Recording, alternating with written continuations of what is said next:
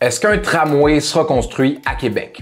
C'est peut-être pas une question qui vous garde éveillé la nuit, mais moi, honnêtement, ça l'est. Ça fait plus de 30 ans qu'on en parle et pourtant aucun rail n'a encore été posé.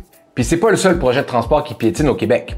La ligne bleue à Montréal, le troisième lien entre Québec et Lévis, et j'en passe. C'est quoi l'affaire avec les projets de transport dans la belle province? Suivez-moi, on s'en va à Québec.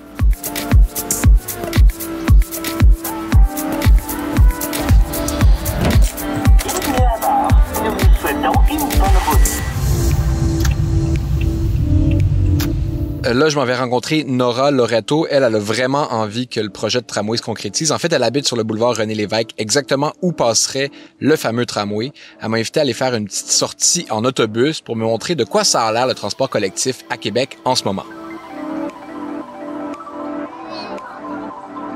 C'est un trajet très normal. C'est un trajet qui se fait par plusieurs personnes. On va voir, ça va être plein. On est à l'extrémité du centre-ville où c'est vraiment chargé chaque après-midi. Puis le tramway passerait vraiment juste là. Le tramway devrait être juste ici. Les trottoirs devraient être plus larges. 2 voies de tramway, une voie de trafic ralentie à 30 km/h. Okay. Ça, c'est la dernière imagination qu'on a pour ce quartier. OK, cool. Ben, je te suis. OK, super. Je suis cofondatrice d'un groupe qui s'appelle Québec Désir sans tramway. Il y avait un manque de voix citoyennes qui appuyaient le tramway. Et on sait qu'à Québec, c'est vraiment une politique difficile, divisant. Québec, c'est une ville de chars. C'est une ville des personnes qui adorent leurs chars. Donc, à l'heure de pointe, de voir comment les autobus sont tellement chargés, il n'y a pas comme une pied carré pour toi sans les bras, les corps des autres personnes autour de toi. Je pense que c'est tellement important de voir pourquoi vraiment on a besoin d'un système de transport commun beaucoup plus élaboré qu'on a maintenant.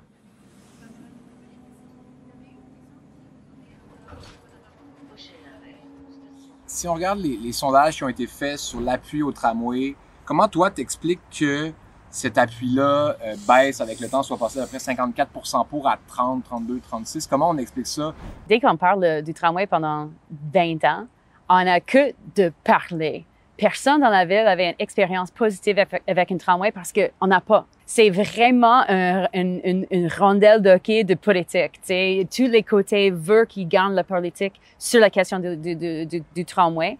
Et je pense que pour la population, pour monsieur, madame, tout le monde, c'est épuisant. C'est vraiment épuisant. Mais la réalité, c'est que tous les problèmes qu'on a avec la circulation maintenant, et ça empire chaque année, on sait que ça va continuer à empirer avec la croissance de la population.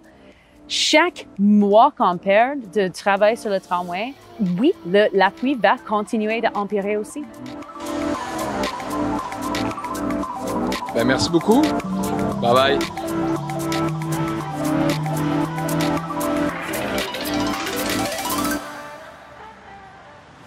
Je fais un petit intermède pour vous montrer le décor enchanteur de mon hôtel à Québec.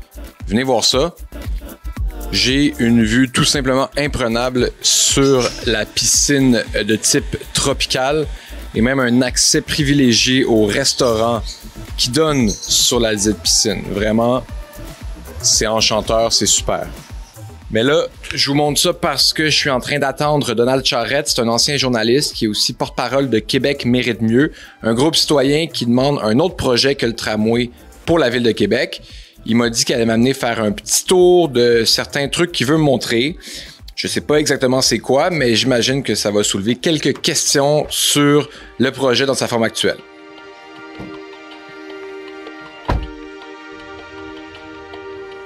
Je baisse la fenêtre un peu, c'est chaud. Ouais, c'est bon, merci.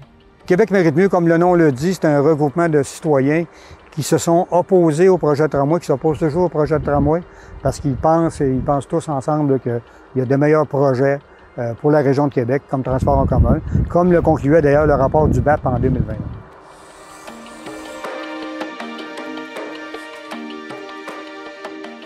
Et d'autres aussi, on est pour ça, un projet structurant. Il n'y a personne qui est contre ça, un transport en commun, là. Alors nous, ce qu'on dit, oui, un projet, mais je pense qu'il y a d'autres alternatives, mais qui n'ont jamais été regardées de façon très objective, là. Donald m'a fait faire le tour du tracé. On est allé au centre-ville à Sainte-Foy. On a terminé ça à l'endroit qui servirait de centre d'entretien des rames éventuellement. Il voulait me montrer ce qu'il considère comme des incohérences du projet dans sa forme actuelle. Alors ici, donc, le tramway passerait en arrière et sortirait ici sur le boulevard Laurier. Tu peux pas avoir un tramway qui arrive puis qui va couper le trafic parce que là, on est à côté du pont. Alors là, c'est construire un viaduc. Puis, juste pour l'anecdote, là, dans notre projet de tramway, au début, il n'y avait pas comptabilisé le prix de ce viaduc-là. C'est comme s'ils l'ont découvert par la suite, là. Il y a un coin ici, puis même la ville le reconnaît, ça passe pas, là. C'est trop étroit. Il y a 2 cimetières. La largeur, là, pour 2 tracts de tramway, 2 voies de circulation, puis un trottoir. Alors, Tu peux pas exproprier un cimetière. non, c'est ça. Alors là, les autres, ils reconnaissent qu'effectivement, là, il y a un problème ici. Dans les documents de la ville, ils disent depuis le début, ta dalle de béton, là, est infranchissable. Ça veut dire que tu as à peu près 150 intersections où tu peux plus tourner à gauche. OK, infranchissable pour une voiture. Pour une voiture. Trottoir, Ouais. Ce trafic-là, il va aller où? Il va aller dans les rues résidentielles. Et il disparaîtra pas, là. Ici, il va y avoir un tunnel qui descend jusqu'à la Basile. Ouais. Juste cette section-là du tunnel, il parle d'un budget d'à peu près 1 milliard. Ça signifierait, d'après les documents, 40 000 voyages de camions pour excaver et creuser ton tunnel. Alors, ce qui a été rasé, là, c'est ici. Là. Alors, c'est ici, c'est pour construire le garage. Là. Ça, comment ça se fait que c'est déjà rasé? Il y a encore des changements qui pourraient être apportés? Bien, il faut rappeler que le gouvernement du Québec a donné, je pense, quasiment 900 millions à la Ville du Québec en travaux préparatoires. Alors, la Ville s'est empressée de dépenser de l'argent pour faire en sorte que le projet soit inarrêtable. Alors, ils ont multiplié les acquisitions, ils ont multiplié les travaux pour dire aux gens, regardez, là, on peut plus reculer, ce projet-là est trop avancé. Alors, c'est l'exemple de ce qu'il ne faut pas faire. Là. Le projet n'est pas attaché, il n'est pas financé officiellement, mais déjà, on a rasé un boisé. Là.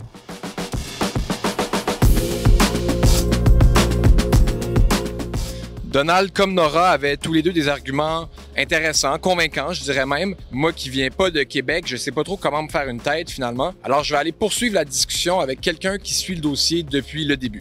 On y va!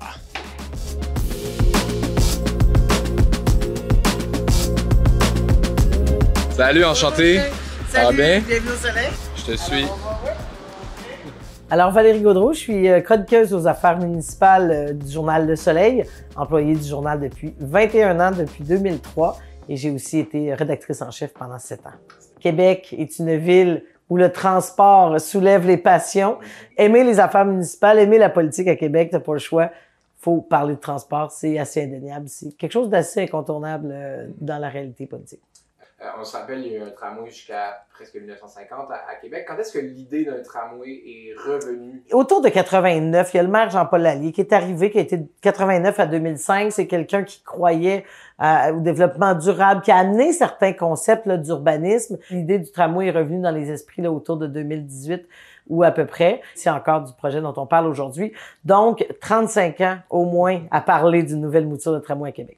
Comment expliquer que ça ait pris une trentaine d'années à arriver à un projet concret, puis 6 ans à un peu tergiverser? C'est quoi, de ton point de vue, les raisons pour lesquelles c'est si dur d'aller de l'avant? Moi, je vois plusieurs explications. Je pense qu'il y a quelque chose qu'on peut qualifier presque de socio-identitaire ou d'historique à Québec. Québec est une ville, toujours les grands projets de transport en commun ont été perçus comme suspects. Malheureusement, a toujours été porté, je pense, par une vision qu'il faut changer, qui est celle de l'auto contre le transport en commun. Alors, cette idée que les gens qui, même s'ils prennent leur voiture, profitent d'un transport structurant, qui enlève des milliers de voitures sur les routes, ce n'est pas encore tout à fait compris. Mais le projet de transport a historiquement été associé à, je dirais, la Haute-Ville, ce clivage socio-économique dans la Haute-Ville, la Basse-Ville, Haute-Ville plus col blanc, fonction publique très forte, à l'inverse des banlieues plus prolétaires, plus familiales. Et je pense aussi que le dossier... Régis Labombe a quitté la politique en 2021 en disant « c'est bouclé. Le tramway à Québec, c'est réglé. L'argent est là, le fédéral, le provincial. » Mais la réalité, c'est qu'il n'était pas si bouclé que ça. Peut-être que ça n'a pas été vendu à l'origine et tout ce qui traîne se salit. Et on a un gouvernement de la coalition Avenir Québec, ministre des Transports Geneviève Guilbeault, qui a une grande écoute aussi pour les automobilistes. On sent que la CAQ a regretté d'avoir abandonné le projet de troisième lien. Malheureusement, ces deux projets ont toujours été un peu en opposition à Québec, comme si avoir un pont, ça empêchait le transport en commun, mais en même temps, les milliards sont pas illimités. Alors, on a l'impression d'un gouvernement qui a un électorat qui est pas nécessairement le plus proche du transport en commun. C'est beaucoup politisé, ces débats-là. Est-ce que dépolitiser est une solution? Puis si oui, comment on fait pour dépolitiser les enjeux de transport? C'est une excellente question. Les enjeux de transport, pourquoi ils sont si politiques? C'est qu'ils touchent tout, hein. Ils touchent la réalité socio-économique, ils touchent l'économie, la vitalité de nos importations, exportations, ils touchent la vie quotidienne des gens et c'est des grands symboles. Alors, c'est sûr que les élus qui veulent tabler sur la réalité là, de la banlieue, par exemple, vont avoir l'automobile comme critère. Quelqu'un qui veut, au contraire, séduire davantage peut-être des populations plus urbaines, peut-être que le transport en commun fonctionnerait plus. Donc, c'est extrêmement politisé. Nous, comme médias, je pense qu'on a un rôle à jouer à certains égards, c'est-à-dire d'écouter quand même les deux points de vue, de souhaiter le meilleur, d'expliquer. Tant qu'on aura chacun nos 3-4 arguments pour, 3-4 arguments contre, on réussira pas. Je pense qu'il faut trouver un juste milieu là-dedans et ça doit passer par des gens qui tentent de l'expliquer le mieux possible au plus grand nombre. Le danger, je pense, de ce projet-là, c'est que les gens l'acceptent par lassitude. Est-ce qu'on doit sauter dans un mauvais projet par lassitude? Un projet qui va impacter la Ville de Québec pour des générations à venir? Ça prend quelque chose pour transporter le monde au centre-ville, surtout que l'augmentation de la population, oui, ça va de soi. Alors la question, c'est quel est le meilleur projet? Pour nous, le pire projet est celui du tramway, parce que c'est un projet destructeur et invasif, là, il envahit. Il va couper la ville en deux, il va la paralyser, puis il va coûter une fortune. Alors ça n'a pas de bon sens, ce projet-là. Je pense que nous, on est tous sur l'influence de le néolibéralisme. Et le néolibéralisme a cassé nos sens de communauté et ça a cassé nos sens des projets larges pour les sociétés. Si moi, comme quelqu'un avec une vision, j'arrive sur la scène et je dis « Hey, je veux une ville où tout le monde peut déplacer, peu importe leur capacité et peu importe où ils sont », la première question qui se pose, c'est « Mais pour quel coût? » Il faut qu'on passe à travers de ça et pense à vraiment l'avenir, pas l'avenir de la CAQ, pas l'avenir de la prochaine élection. Il faut qu'on soit courageux avec une vision plus globale, mais c'est clair que tout le monde est infecté par cette logique néolibérale qui est vraiment difficile de dépasser. Petite mise à jour importante depuis que je suis revenu de Québec, la CAQ a donné à CDPQ Infra, qui est une filiale de la Caisse de dépôt et placement du Québec, la mission d'être le maître d'œuvre de la première phase du tramway de Québec. Mais là, allez pas installer vos chaises pliantes le long du boulevard René-Lévesque à attendre les premières grues. Il y a encore des détails qui restent à attacher, notamment le financement. Si vous avez aimé ce reportage, qui est le premier d'une série qui s'appelle « C'est quoi l'affaire?», abonnez-vous à la page YouTube d'1.5.